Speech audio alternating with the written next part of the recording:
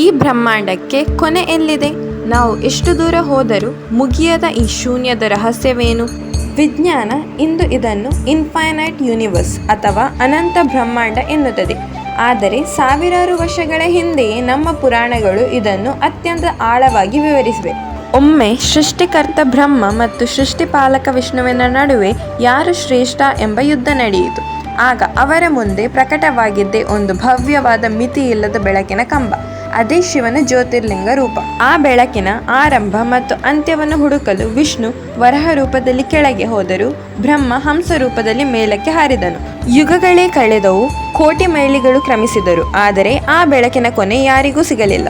ಹೊರಗಿನ ಬ್ರಹ್ಮಾಂಡ ಎಷ್ಟು ಅನಂತವೋ ನಿಮ್ಮ ಒಳಗಿನ ಆತ್ಮವು ಅಷ್ಟೇ ಅನಂತ. ಕೊನೆ ಇರದ ಆ ಪರಮಾತ್ಮನ ಸೃಷ್ಟಿಯಲ್ಲಿ ನಾವೆಲ್ಲರೂ ಒಂದು ಭಾಗ. ಈ ಆಧ್ಯಾತ್ಮಿಕ ಸತ್ಯ ನಿಮ್ಮ ಮನಸ್ಸನ್ನು ಮುಟ್ಟಿದರೆ ವಿಡಿಯೋವನ್ನು ಲೈಕ್ ಮಾಡಿ.